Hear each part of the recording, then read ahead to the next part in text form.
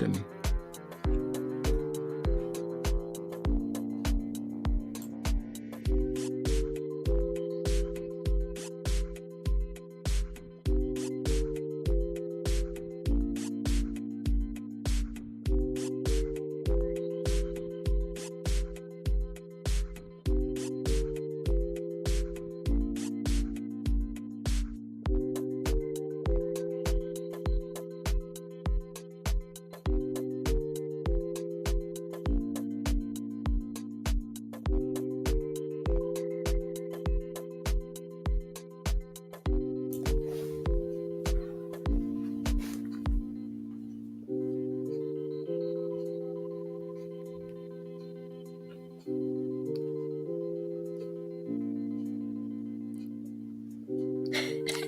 I'm acting silly. Hey, I'm acting silly. Hey, everybody. It is Antonio and Karen, and we are still going strong on this Focus Marathon, taking the next step, Focus Marathon, and we are still here.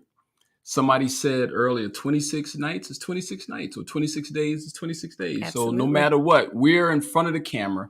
We made a commitment to live stream for a marathon, marathon is typically 26 miles, right? Yep. So we both agreed that we can't run at this particular stage without the training and conditioning. We can't run 26 miles. Absolutely. So that would be a disservice to you. But what we can do is that we can get in front of this camera and bring some solid nuggets, some principles that you can actually apply to your life today. And that's been the thing, man. We've been having a good time. So how are you, Karen Cheeks? What's going on? Good to see you. Thank you. Good to see you too. Good to be seen. Yes, absolutely. So I'm doing well. Good, good. Every day that God blesses me with, I'm grateful for. So, oh man, I like that. So so I'm doing well. I got a chance to hang out with a friend today for lunch, and cool. Haven't seen you that much today. But no. Today you would think that I know people. So we are married. Yes. And people would think when she makes a statement like that, haven't seen much of you today. Hey, lives get busy. And sometime I think the Coopers came on earlier and they were talking about how you can be married, but also maintaining your own identity. Your own identity. Mm-hmm. And so you have a certain call in your life and ministry in your life, and you have people you have to connect with, mm-hmm. and that want to connect with you. And I just had to do housework. Well, that's typically how the weekend goes. It is what it is. Yeah, it is what it is. All right. So you're like, what are you doing today? I'll be doing the chores, my normal Cinderfella chores around the house, cleaning and everything. And she'll come back and give me the updates on her ministry and the things and just the stuff that she's doing, beautiful stuff that she's doing out in the world. So here we are. You know what? Today is day 13 of this Focus Marathon. Come on now. And I don't know if it hit you, but we're at the halfway point. Has that hit you yet? No, that is not sinking in, but this is good because, just when you think you're not going to make it, just when you think I've overstepped my bounds by saying something like that, then you can find, that what's in you comes up and you can make it. That makes me, what you just said, it makes me think about something that I have shared, and I think you have as well. But sometimes, God will give you a vision, and it may seem like the vision is so huge. How can I do it? How can I even be successful in it? And one of the things I started to learn is that, number one, to give God your yes is so important. Okay. To moving forward in the vision. That's important. But then the second thing is to take the first step. You might not have it all worked out, but if you take that first step, the very next step, what I've learned, what I've seen in my life and in our marriage is that once we take that first step, God gives instruction for the next step. That's and nice. Then the next step, and so on and so forth. Oh, that's beautiful. So halfway point. All right. Halfway point. And look, for those who are listening, we're in our Independence Weekend. And so if you're listening to it live, or maybe you could listen to it in a recorded type fashion, YouTube, whatever that may be. Man, we got a show for you tonight. Yeah, and you know what? What's that? We are streaming for the first time live to our LinkedIn. Our LinkedIn family. Welcome. Let's go ahead and welcome the LinkedIn family. Yeah. I don't have no applause going up. I don't have it set up. That's because it's just us tonight. So, but yeah, we want to welcome you if you're watching this on LinkedIn. We've been a little behind catching up with you guys. So here we are. You've missed 12 nights. Yeah. But you can always look at the replays in the playlist. There should be a link in somewhere. If you connect, go to YouTube. Connect our YouTube channel. You'll see every video. You'll see all that. Go back and enjoy yourself. We've had a lot of guests. A lot of good information, some good nuggets. This last week we had, conversations around career transition. We talked about making change in the community. Sure. Last night we talked about how to manage. That conversation was off the chain. How to manage and overcome or control diabetes, which is part of our Fitness Friday series. Sure. And we've just had so many good conversations on marriage and ministry, just so many things, finances. Business and finance, yeah. Yeah, we've had some really great conversations, some good information. So if you have not tuned into our YouTube channel, please do and check out some of those conversations as well. You'll be blessed. And I'm excited about the conversations that are coming. Yes. Every night. There's more to come. For the second half, there's more to come. Yeah. Dynamic speakers that are coming to share with us, share nuggets that will help you take the very next step. The very next step. What I'm finding out is that sometimes we dream big and we want to dream very big, but we move towards that BHAG, big, hairy, audacious goal by taking one step at a time. Yep. And I just find that to be true in my life. When we got something going, I said, girl, just hit the send button. Just hit send. Everything. The next step is just hitting send. For some of you, it's just sending that letter off, sending that email. That's the very next step that can open up a new life for you. And you know what? So even if because I think for me, the hesitation sometimes on hitting that send button is experience, right? So sometimes you may have had an experience where it didn't quite go the way you wanted, and you're almost trying to prevent, right? So self-sabotage, maybe. No, what are you saying? Well, I'm saying you may be trying to prevent being in that situation where it's not going the way you want it to go. Okay. And I'm learning that we have to push past that because we don't know what the outcome is going to be. So it could be that you maybe don't hit the send button or you don't take the next step because you already are self-sabotaging yourself and not wanting to even put yourself in play. But that's interesting. But we got to put ourselves in play because we don't know what the outcome is going to be until we get in the game. So are you talking about another sports analogy? I'm sorry. No. She's an athlete. I'm a former athlete, but she still plays tennis and stuff like that. There's a statement that some people can be afraid of success. Yeah. They have a fear of being successful, or they don't believe that it's for them.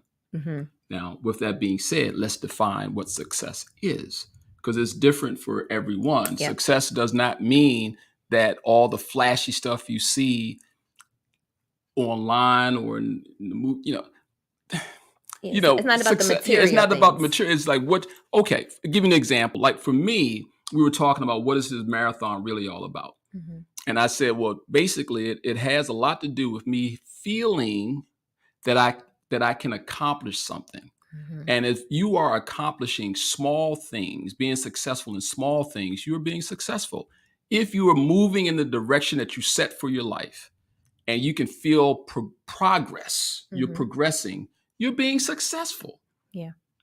Forget about the if the stuff comes, that's great, but I want you to be happy in what you're doing and feel a sense of accomplishment. Absolutely. And so we've made it to the halfway point, and I feel pretty good. Yeah. I feel pretty good. This is absolutely tough. Being that this is something we've never done before. Right. Never done before. by the grace of God, it has come together almost effortlessly. A few phone calls here and there, but every guest who's been on and just, been so willing to come and share with our audience, we are just so grateful. And Very people much so. just started falling into place. And as, someone may have been laid on my heart or your heart, we reached out, and all the yeses that we got, it just encouraged us to keep moving forward and keep doing it. And so, so that's been, I think, the huge blessing out of this. And so you all are reaping the benefits of this labor of love. Yeah, we've gotten the right yeses. Yeah. I'm just going to say that and pause. We've gotten the right yeses. The yeses that were supposed to come out and bless the individuals. Those are the yeses that we got. All right. With that being said, I hope we didn't miss anything on the opening. Just make sure you tune. Don't miss an episode. Also, share this information. I know it's the Independence 4th of July weekend, but we made a commitment to be here for 26 nights in a row, including holidays. Including holidays. So we got to get through this holiday weekend, right? And then we're coming down the home stretch. But do not miss an episode, and we won't keep you long tonight. However, with that being said, we want to talk about how to get what you want in life. How to get what you want in life, and back in, I'll tell a little story. Back in 2004. I was in the fitness arena, and at a corporate meeting, we had a vice president or high-level executive come to a meeting, and he introduced the concept of a book that he had read that was very dear to him, and he said, everyone should get this book. And I was like, what is this book about? And the name of the book was How to Win Friends and Influence People. Do I have that up there? So again, this is day 13. We're celebrating day 13 of the marathon, and the book, How to Win Friends and Influence People by Dale Carnegie. I happen to have this is the copy. Make sure you can see that there. How to Win Friends and Influence People. That's the book. This is a copy that I got.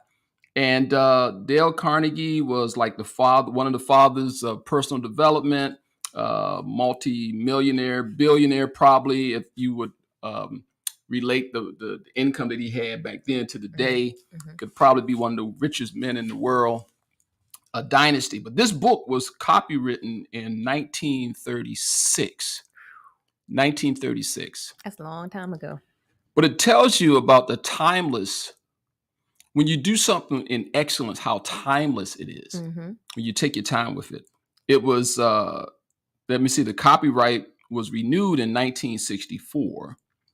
And then there was a revised edition in 1981. And I believe that's I think that's the copy I have is the 1981 edition. Because I'm sure this is not a 1936. This is not a I think the 1936 one is hardback. Yeah. And it's been updated even after this. Yeah, even after that. So he introduced the book, and he started talking about how to have great relationships with people in our industry. At that time, he was talking about just the industry. And he started saying it's not even about our industry, it's about life, and how the nuggets that's in this book will help you, propel you to success and influence with people in life. And I said, okay, all right, I'm in. I like to learn things, and I like to read. I started reading more since I met you, though. Yeah, you say that. Yeah, because we would be in like intense fellowship, and she would use some words, and I was like, what in the world she just say? And I was like, you know what?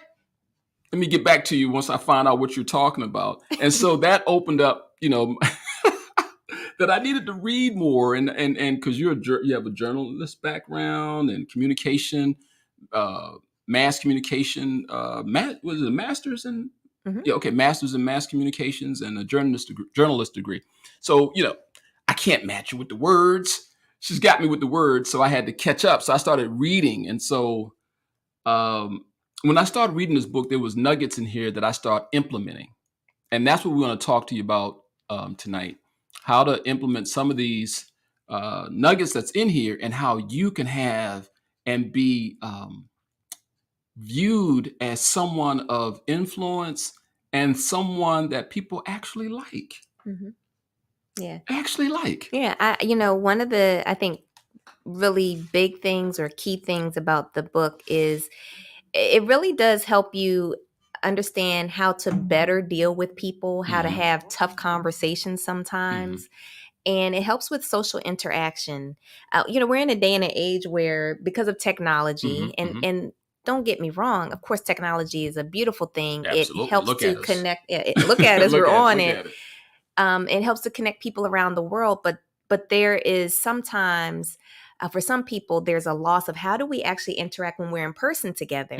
And this is one of those books I think that helps to bring that human touch, that human feel back of how we really engage with one another in a way that's positive, in a way that's beneficial for all parties involved.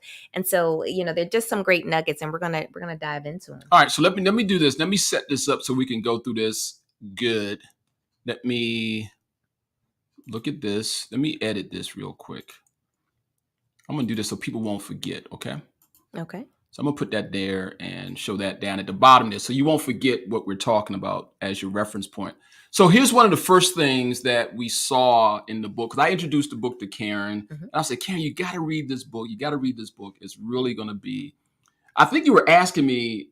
You might have been asking me, how am I dealing with people in communities when I go into the stores and the reaction that people have with me? Like, what is this all about? Because you seem to have this effect on the room when you walk in the room. And I said, oh, I read this book called How to Win Friends and Influence People, and I actually used the principles on there. And she said, okay, I'll take a look at it. Let's see what happens. Right. And so here's one of the first things that we got out of the book, that will make people interested in you, and that is by being genuinely interested in other people. Yeah. Yeah. What do you think about that? Well, it's funny because you said that I kind of asked this question, like, what is going it on that's here? going on with you? And when I started reading the book, this one right here, I said, you know what? He used that on me.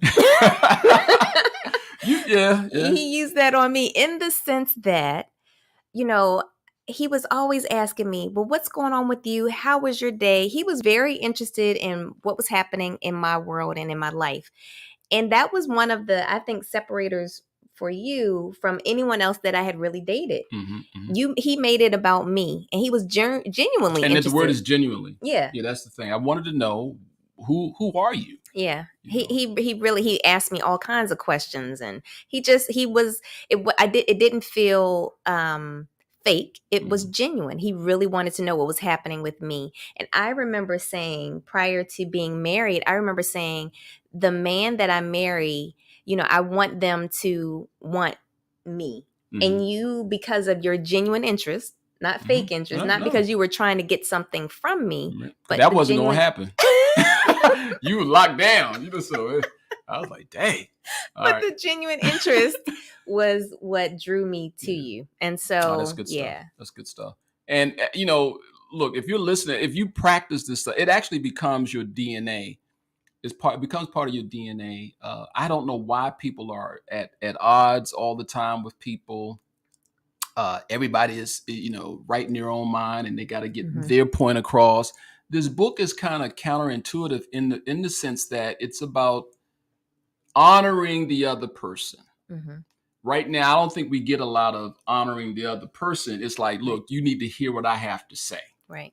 And I'm staking my claim. I'm staking my claim. I am. Yeah. Right. So that is the one thing that I think that we don't have enough of anymore, is being genuinely interested in other people. And it plays out in that we'll talk about a little bit more. When you're genuinely interested in other people, you would be a better listener. Yeah. I didn't think about that. If we think about it, we got 2 ears and 1 mouth. Yeah. So kind of even the way we're made is that we should listen twice as much as we talk. Sure. And so listening, though, to someone, as opposed to assuming that or assuming you understand why something is happening, the listening part really helps you to glean information so that you understand, okay, you made this turn, you made this choice, you went this direction. And when the person kind of explains and you hear it, instead of formulating an opinion, you can actually base it on facts. Mhm. You can base it on what was really going on in the person when you ask questions and you listen to the responses. Sure. Well, and I think people think that they're great listeners. And I did a training, a few months back on the art of listening. And in my studying the training, I learned so much. There was one thing about the topper. These are the characteristics of people who think they're listening, but what they're doing. Like one characteristic was one of our friends, Ralph. He was like, "Man, that one really got me," and that was the topper, meaning whatever you say, they have a comeback that's better than yours or worse than yours. Oh, my knee was hurting last week. Oh, you too? My ankle was swelling. Right. It's not even about what's happening with you. It's about how can I top what you just said. I'm a topper. I just bought a house. Oh, I got a house too. Mine a 6-bedroom. It's always this competitive. I bought a house and a boat. I bought a house and a boat, and that's just human nature to get your stuff out. You want to get your stuff out. I don't know if it's a competitive thing with people, what do you think it or is? I'm not really sure in that scenario of the topper. But, when someone tells you, maybe some good news, like celebrate with them in the moment. That's being a good listener. That's good. It's not, oh, here's my comeback. Because even like if you think about arguments, sometimes we don't even listen for what the person is saying because we're trying to formulate our response before we even hear what they've said. And that can be detrimental to how the conversation actually goes. And you can tell when somebody is really not listening to be heard. They're just waiting for their moment to say something. One of the things that they're always, you can see and feel the anticipation as you're talking. They're almost like, they're almost like double Dutch. They're waiting to get in. Yes. They're not listening to you. They're just waiting for your pause so they can get in and say what they got to say. And we got to be better at listening. Right. And I think one of the things the book encourages is to encourage other people to talk. So ask them questions. This goes back to the first point that we brought up, being genuinely interested in the other person. So ask some questions so that you can draw some things out. It could just be, oh, I like, that top you're wearing. Where did you get that from? And that can start the conversation. So just little things to kind of draw people out. Because I think sometimes when we say, ask questions, some people, I don't know if you've encountered this. What's that? But I've encountered it. So with this journalism background, I do naturally ask people questions. A lot of questions. I'm like, oh my God. And because I am for the most part, I am genuinely interested, and I really do. Researcher. Research is a part of it. But you don't want people to feel like, why is she trying to be all in my business? Or why is he, trying to like unearth all these things about me? And so you don't want it to be like this interrogation, but you do want to ask questions that are non-threatening to kind of get someone to talk and open up and then listen to what they're saying so that every time you see them, you have some point of reference to refer back to. Yeah. And talk in terms of the other person's interests. That ties in with what, imagine you had a conversation with somebody and you come back and you meet them a week, 2 weeks later, and they're able to bring up some key issues or key maybe concerns that you had and you shared in the conversation, and they come back. When we spoke last, your daughter was going through X, and how is she doing now? Right, man. You know how powerful that is. Now, this can be done even when we talk about leadership. We talk about interacting with your teams and how some leaders are just like task oriented. There's just different types of leadership. And sometimes we forget that taking time out to be interested in our teams, the people that are in our teams as individuals, and learn something about them and know what's going on in their lives. Yeah. I mean, I think that just in that context speaks to sometimes we're so busy being about the business of things that we forget to check in to see how people are doing. Sure. Because if you think about on your job or if it's in church ministry, instead of always being so focused on, okay, we've got to meet this goal, we've got to hit this task, we've got to do this thing, checking in with the person, how are things going? people have lives outside of work. People have lives outside of church. People have, things going on in their day-to-day lives. Mhm. And it means something when you ask, how are you doing? How's your family member doing? Sure. Kind of that means something. I had a friend call me tonight to ask me some questions about my mom, who I mentioned in one of our lives has been ill. Mhm. And it just means something when people reach out to you, and it's not always about them, but they do want to know what's also going on with you as well. Man, that's good stuff. Good stuff. Well, I hope y'all likened it so far. As Karen and I tonight, we're having a conversation, how to get what you want in life. And we're going through the book, How to Win Friends and Influence People. I have it going across the bottom of the screen. If you later on find that this is a book you think you should have, go ahead and you don't even have to search for it. I put a link in the description for you. So see how we make it easy for people. You ain't even got to search. Just click the link in the description and you go right to the book. That's right. I remember buying this book for young people who I was leading and stuff. And you know how you get people gifts. And instead of giving them something that will fade over time, something like a good book that they can read and that they would always have in their DNA would be great. All right, man, that's good. Let's go through some other nuggets here. Okay. How about this nugget right here? This is us. We're doing rapid fire tonight. Rapid fire. Remember that a person's name is to that person the sweetest and most important sound in any language. Oh. Yeah. That, and I would also say seeing your name in print. Yeah. Yeah, except when it's on a ticket. Yeah, that might if you get a citation, that's not a good look when having your name. But when somebody can come back and say, "Hey, Karen," and you say, "Oh, I remember my name." Yeah, it does. It means a lot. It speaks to you. It instead of just it lets you know that you were on their mind, and it also lets you know that you made an impression. You mean something. You matter to that person who knows your name, and I think that. If I think about it in a spiritual context, God calls us by name. Wow. Okay. And so he doesn't call us by, our gender. He doesn't call us by our occupation. He calls us by name because he knows us. Right. And so I think that, that warms my heart every time I think about that. Like he knows my name. Knows my name. I think there's a song. He knows my name. Yeah, there's a song out like that. Yes. So let's go ahead and like, for example, like we have Tanya that's hanging out with us. Yeah. Now how does Tanya feel right now? Yeah. She's been hanging with us.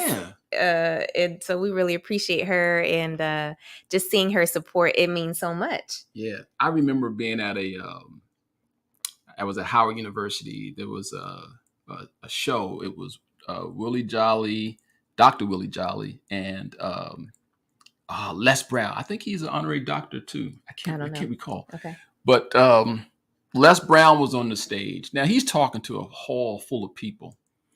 And he was talking, and when he said, "You know what, Tony, that's what we got to do." And I was like, "Oh, he called my name. He called my name." And I was just, now he could probably be talking to anybody.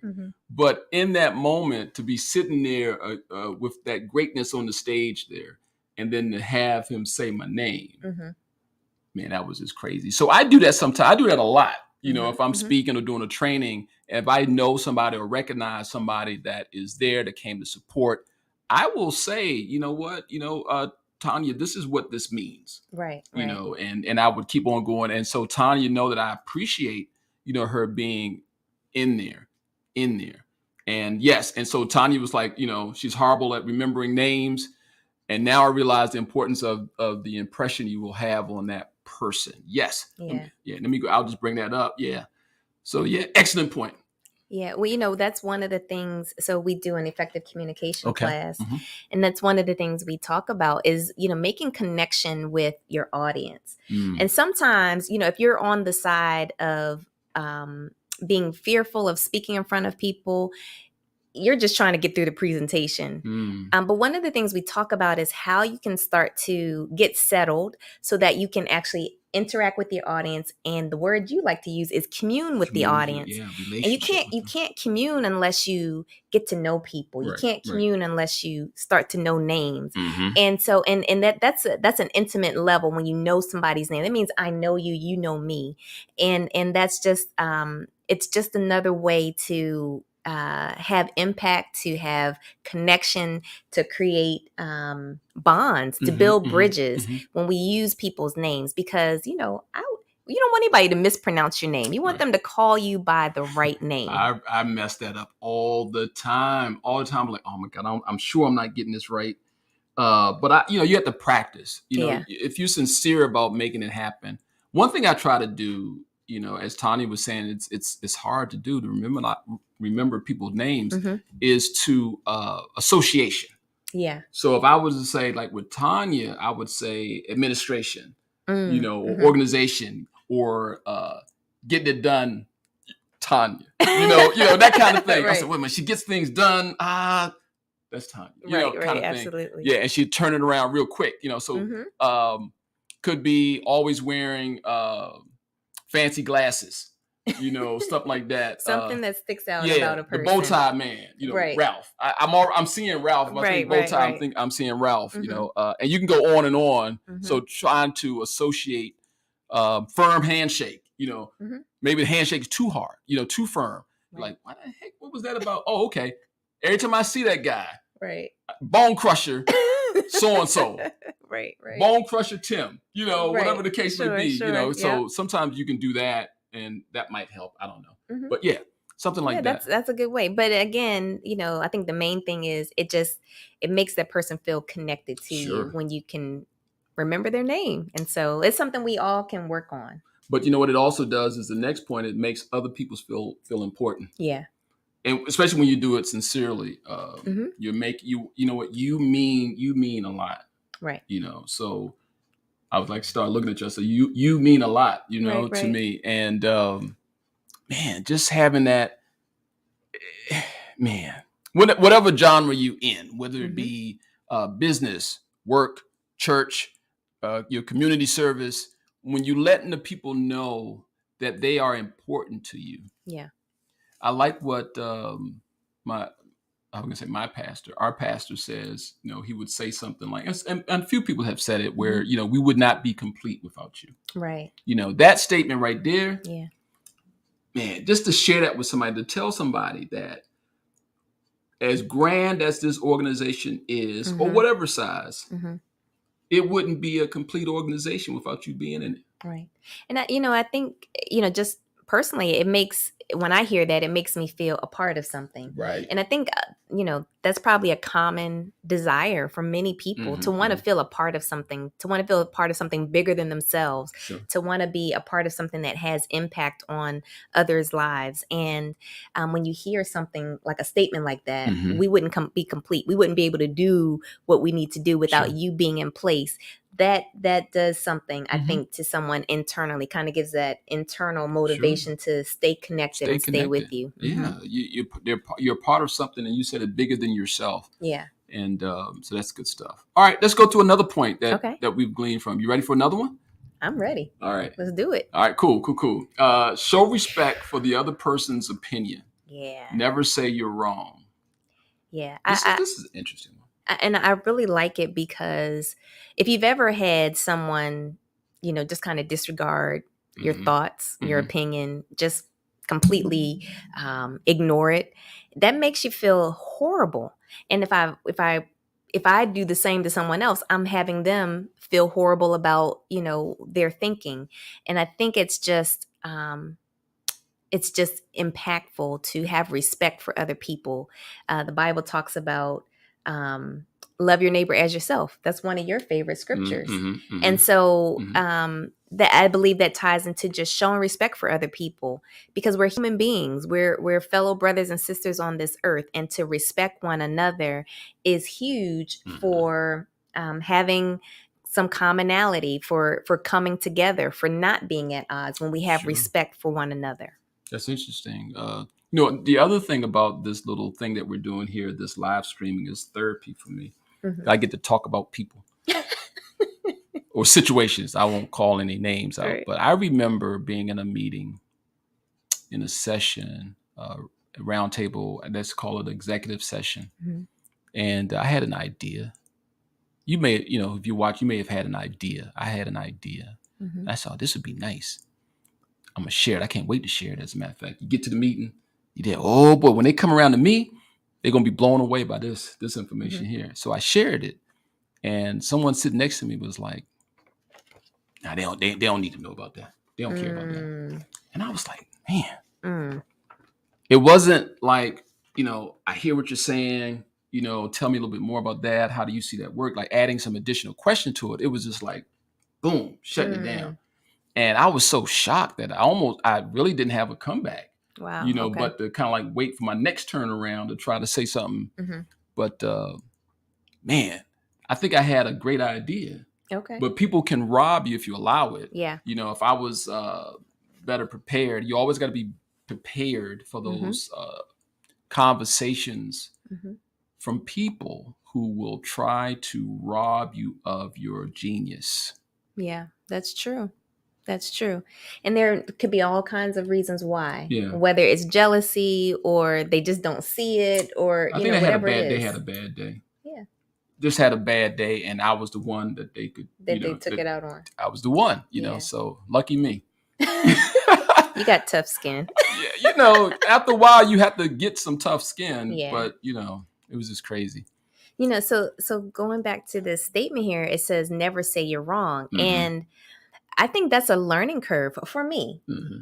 I don't know about you. Go ahead, talk about this. Tell me. Well, tell us. Well, so sometimes if I feel really passionate about something, it's very easy to tell somebody, "Well, you're wrong," and but what I learned or am learning is that tends to shut the conversation down, and when we're trying to come to common ground, when we're trying to, again, not kill relationships, but build relationships, instead of when a person shares their opinion and you're not in agreement with it, it's better to ask questions. And that's what the book is talking to us about, that we should ask some questions, maybe why do you think like that? Or where are you getting, that opinion from? How did you come to that conclusion?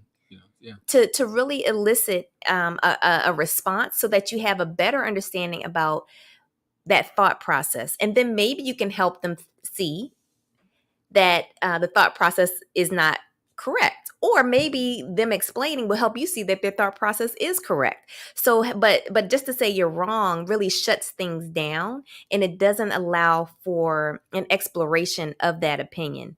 Now, and this is, of course, this is when things are kind, yeah, smooth sailing, right? There's no animosity. Yeah, because in all honesty, when you're, we're not singing Kumbaya. We know that there are situations where things are tense, and just turn on your TV. Right, things are tense, and the opinions are going completely opposite, and they may never meet. Never, especially if people are not willing to at least have an understanding of the other side. So we're not ignorant of that, and we're not ignoring that. But as much as possible, I'm trying to work on that, where I try to find out a bit more about why you're leaning that direction, why you're thinking that way.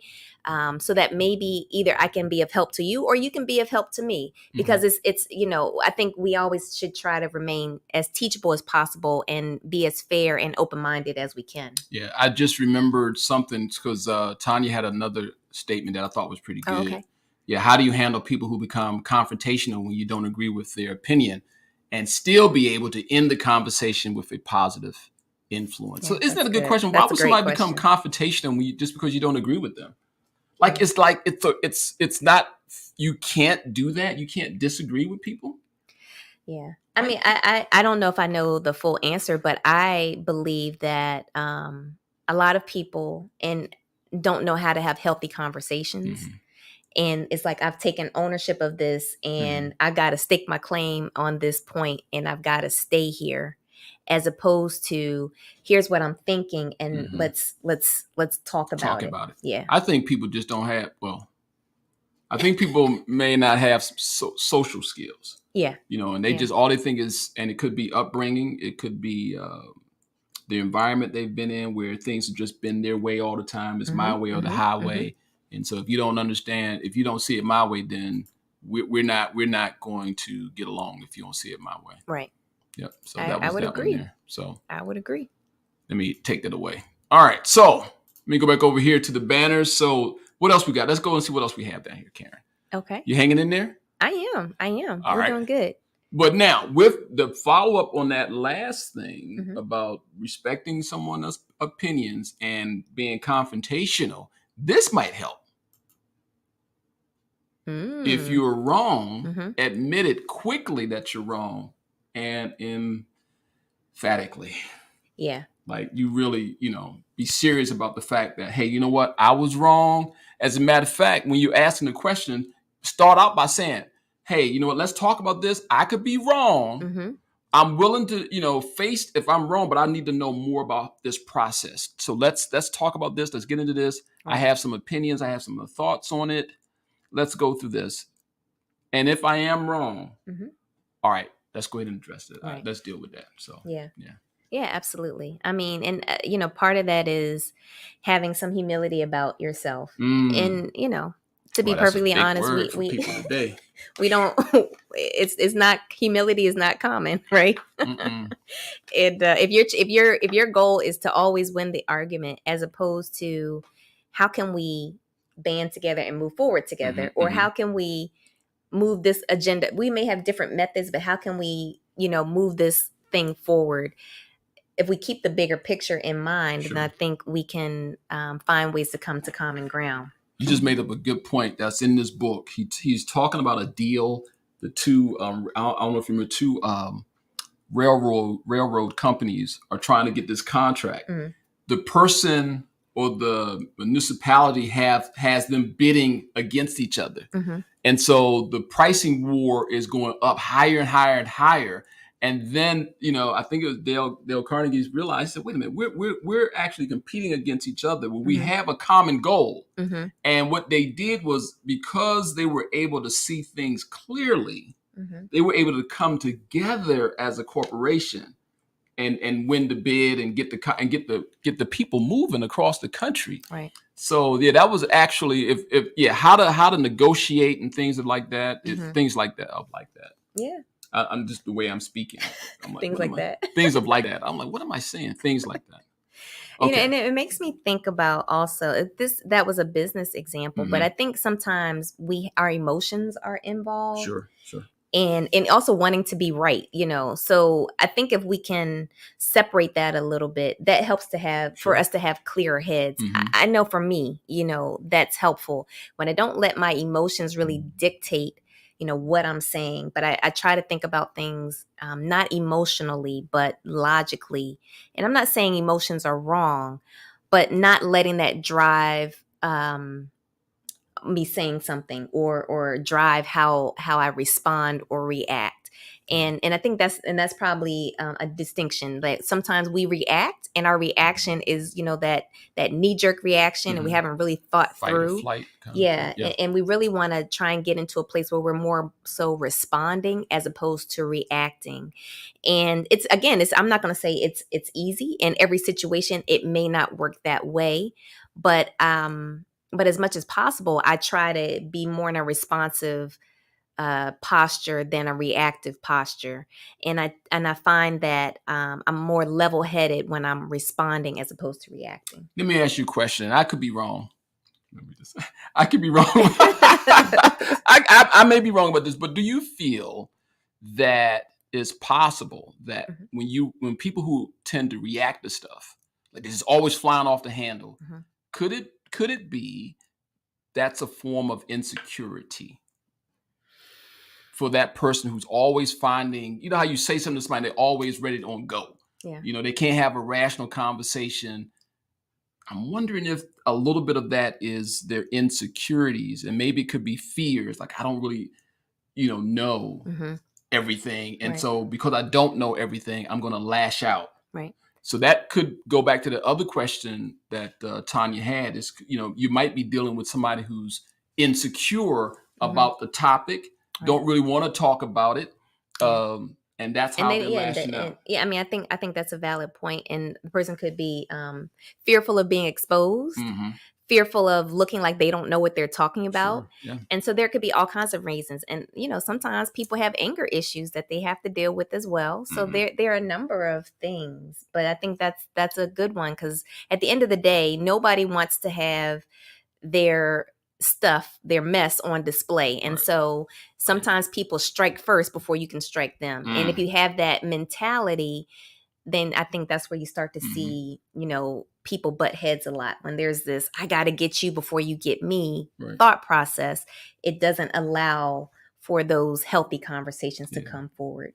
Interesting, because I've reacted to some things. I don't want people to think, either one of us here, we got it together like that. We've reacted to things. I agree. I say I'm working on it. Yeah. See what she just did? So obviously we still working on some things. But anyway, it's the process, the process you go through. It's making mental notes. Man, I could have did that differently. Right. And actually doing it differently the next time around. So yeah, speaking of to what you're just saying, what I like about the book is if you kind of review it periodically, it kind of helps reset your focus. Okay. Because these are things to aspire to. I by no means, and I think I've gotten better over the years. I think several years ago, I really didn't know how to have a healthy confrontation. I would be the one to really shut down, or I would push emotions down or feelings and thoughts down so much that eventually, okay, you done hit the button today, you gonna get it all. And so I've certainly grown from that posture in that place. And I think this book, like I said, I think it is one that is helpful to kind of help you better in social interactions and dealing with individuals, whether it's friends, family members, or people you are just starting to meet. I think it's really helpful to allow you to win friends and influence people. Yeah, I don't think people understand the power of this concept here. One of the things you used to laugh at me a lot about is how. Well, let me go through. I'll tell you. It's coming up. One here. I'll do this one here. It says, ask questions instead of giving. I'm sorry, instead of giving direct orders. So talk about that a little bit. Well, so yeah, I think the easier thing to do is to tell somebody, this is what you need to do. And if you're the type of person where you can kind of see clearly, or you have some real insight and you can say, yeah, this is what you need to do. It's sometimes things are easier said than done. And for some people, they need either the aha moment, they need to realize it for themselves in order to fully embrace it. And so I have an example of when I saw this actually play out, and I didn't realize that this is what I was doing. But I was with my niece and two of my nephews, and they were really young at this point. And so they were downstairs, and I was hanging out downstairs in their basement. I was hanging out with them, and they were building something, using building blocks, and they were building something. Well, the youngest one, who's hilarious, anyway, he kind of knocks everything over. And so they're like, Aunt Karen. And so that's how they sound too. That's exactly how they sound. So, I was like, I'm looking around. I'm like, I'm the adult down here. Okay, I guess I got to do something here. And I'm like, all right. So I'm thinking. And so, the youngest one I just asked him a couple of questions. I said, you don't want to tear things down. You want to build things up. You want to be a part of that, right? And he looked at me. And he thought about it. He was about 3 or 4. He thought about it. And then he kind of acknowledged, I want to help build things up. And so he helped start getting the stuff together and helped start building whatever it was they were building back up. And it just tripped me out, because for him, had I told him, don't you do that. Don't knock that stuff down. If I had kind of yelled at him and given him a direct order, I don't think it would have gone as well as him being able to process for himself what was the better thing to do. Sure. And so by asking those questions, even at that young of an age, he was able to really think it through and say, I don't want to be the one knocking things down. I want to help. And that was really cool. So I saw that play out with some in young real life. kids Yeah. in real life. So now let's move that to the adults. I guess it's similar, but what you're doing is what you may be doing is inviting the adults into the process instead of just saying, do this. Let's talk about what could be done. Although you, as a leader, you have in your mind what you see, the vision, and you bring people on board by asking those questions that make them think about where we're trying to go in a sense, and then let them self-select, being a part of it in a way. So that's interesting. From a leadership standpoint, let's dive a little deeper in that. So from a leadership standpoint, when you're trying to get your team on board, how have you, because you have certainly managed, many teams, and, getting people on board to move toward a certain goal. What was your experience? When you told them this is what we're going to do, as opposed to how do you think we should do it? Yeah, I think for me, it's always been important to let them know the full picture. So let them know where we're going, where we are not, and then what's the crisis at hand. But then give them the bigger picture. Here's where we can go, but I need your help. That humility, like, it's not me that's going to get it done. It's us that's going to get it done. And in order for us to get it done, I have to be transparent. I have to let you see what's going on. I'll give you a case. I had this team at a fitness center, and it was a group of centers up and down the East Coast. And the location I was sent to was the last. As far as performance, they were the worst in the entire company. We're talking New York, Philly. I think there was a Boston, New York, Philly, and the DC area. This one center was the worst. But I knew they had potential. We just hadn't tapped into it before. So when I got there, I said, do they even know that they are the worst producing team in the East Coast? And I knew they could do better because the team was built around athletics. And so most of the employees were former athletes. And I knew they had a competitive spirit in them. So I tapped into the competitive spirit and said, okay, the goal to win the game, this is where we got to get. But this is where we are. We got to train. But we got to know that we're the last in the league. And what are we going to do about it? And they were furious because nobody was never honest with them. They was just firing people. I said, no, don't fire them. They're good people. You got good team. You got good candidates. You just got to teach better. You got to train better. And so I like to train.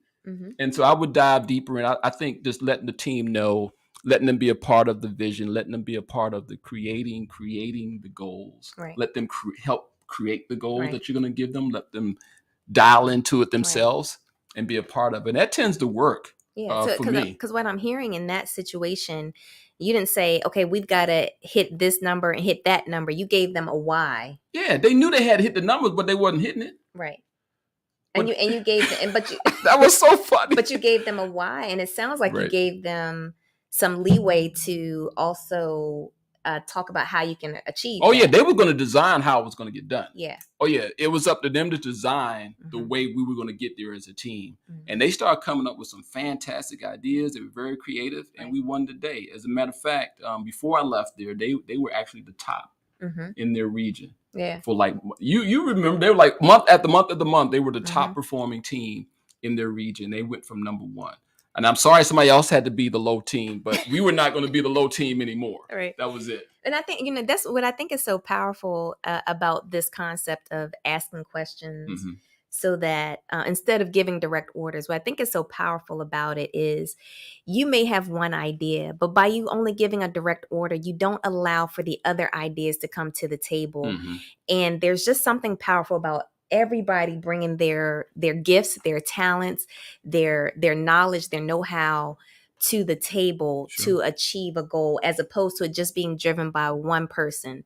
And there's something, powerful about, somebody who has the big vision, no knocking that, but it's all the other people who help bring the vision about that is even more powerful to me, because usually you can't get to that vision without the team helping to raise it up. Well, also you're in the picture frame and you need people outside of the frame to look in, and they can bring a different perspective. Now, as a leader, you may still do your vision. Yeah. However, it's nice to have a different perspective. Absolutely. And with that being said, when somebody brings you an idea, just don't shut it down. Just say, that's interesting. Yeah. that's my favorite. Because it might not be for today. It might not be for today. But it may be down the road. Yeah. Here's this one. This is the one I do a lot. Use encouragement to empower the other person. Yeah. Now, one of the things I do all the time is if I'm especially in a retail environment or a place where I'm going to be served, whether it be a restaurant, they're going to bring me a meal, they're going to ring me up. This I play into a lot. I do this a lot, and it has definitely got me bonuses, next level stuff. And it could be something simple as a smile. Simple as a smile. Yeah. You're in there, you see it's the holiday season. Everybody's in the line at, what's that place you go to? Bath and Body Works. Bath and Body Works. I love that store. I think you're starting to like it too, though. I did get something from there, and I'm like, I like this one. But the lines are crazy. It's the holiday season, and I remember one season I was there, and the line was just crazy. And I saw the cashier. She was up at the front there, and people were just yelling at her, and what about this, and what about that? And I'm back in the line like this, and we catch eyes. And I said, don't worry about it. It's going to be okay. Now I'm like back in the line, and you could see in her face, she was like, somebody understands. Let me tell you, ladies and gentlemen, by the time I got up to the register, man, did she load me up with bonuses, this. And she said, oh, you know what? People don't even know you get extra this. I'm going to go ahead and give you this off. And it was, man, I had a bag full of stuff. Not that I was trying to get more stuff. Right. But because I smiled and I just encouraged somebody just to have a great day. That happened to us when we were down in Florida. What happened? A couple things. Because do it. I don't be thinking about it. It's just like in my DNA. But what happened? So we at the hotel we stayed at, which was really nice. Yeah. I'm not going to say where we stayed because I don't want anything to come back around. Right. But there was a fee we were supposed to be charged, which we were not charged. And I think it was because of the lady who rang us up, who checked us in. And we had a really great conversation with her when we checked in. We were laughing. We just had a lot of fun. And she looked out for us the whole time we were there. And then we went to a store. I'm not gonna say which store. Right. And we were joking with the cashier who was ringing us up, and she was like, I'm not supposed to do this, but she gave us like her family friends discount. Right. And because the stuff we got wasn't necessarily on sale, but she gave us her family friends discount, and we were like, what? It was just funny. And we just counted it a blessing. We didn't know why. We were just having fun. Yeah. And that's the thing. You get out of a situation what you're expecting. If you go into a situation expecting it to be bad, expecting it to be confrontational, guess what's going to happen 9 out of 10? It's going to be bad. It's going to be confrontational. We go into a situation like, let's have some fun. I mean, we intentionally go, like we see somebody like the lady that checked us in. We don't want to say her name. We went in like, hey, what's going on? How you doing? She's like, oh, shucks, y'all. I mean, we just started having fun. She was loading up our little welcome bag. I don't think we got more in there than we were supposed to. Yeah, I think so. Because I was like, this is a lot of stuff. You know? It was. And even when we went down to that other place in Virginia, when you was playing tennis. Oh, yeah. Same kind of scenario, because I was like incognito. I said, nobody knows I'm here, right? And she was like, yeah, okay, nobody knows. But anyway, but you get out of it what you put into it. Here's a statement by a guy, man, that really, I saw him live years ago, and that was Mr. Zig Ziglar. He said, you can have everything in life you want if you will just help enough other people get what they want. And I was like, man, that's so simple. If your mindset is, let me go out and be a go-giver, there was a book, I think it's Pink. Daniel Pink? I think it's Daniel Pink. Don't quote me on that, but he has a book called The Go-Giver. And you could go out there and be a go-getter. Be a go-getter. No. Just the concept of being a go-giver. And I kind of like this, if you help people get what you want, what they want, you'll end up getting what you want out of life. And then to bring it even further in, I like this proverb. This is one of my favorite proverbs here. And this is a man who has friends. Oh, this is from you. This is yours. You go ahead and take this one away. Just a man who has friends must himself be friendly. There you go. And I love that because, I remember several years back, and it felt like, a lot of people who were my friends, either they fell away, life changed.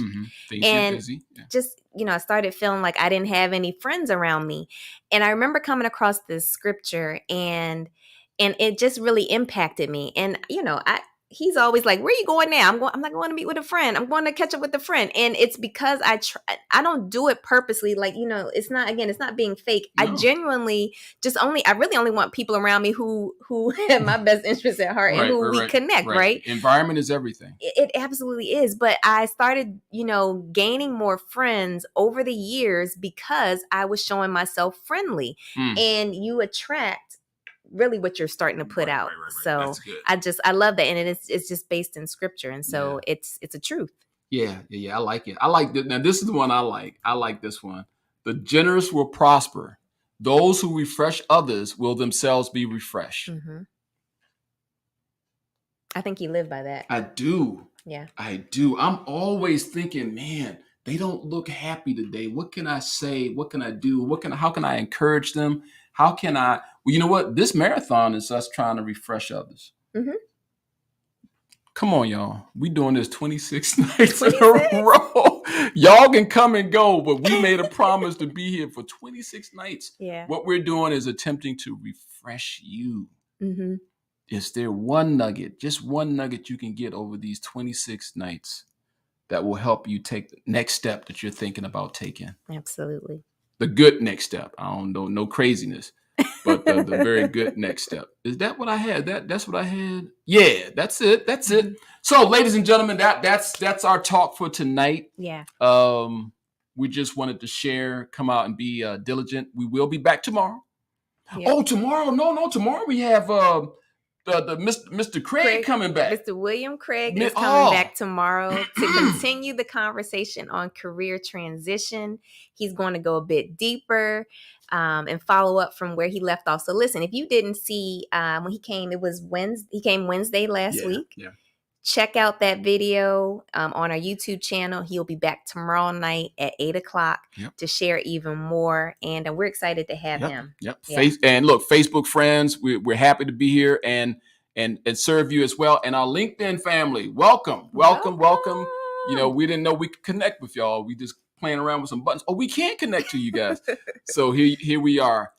Anything you need, links are in the description. If you want to go ahead and pick this book up, we made it easy for you. It's a more up-to-date copy than this one. This one is the pages are starting to turn. It's a yellow. Yeah, it's getting old. There's a fresher, more updated copy for you in the link below. Go ahead and hit that and get that for yourself and for some family members. Get it for some young people, some young adults, teenagers and young adults. Go ahead and get the book for them. Also, if you have not subscribed to our YouTube channel, don't. Unless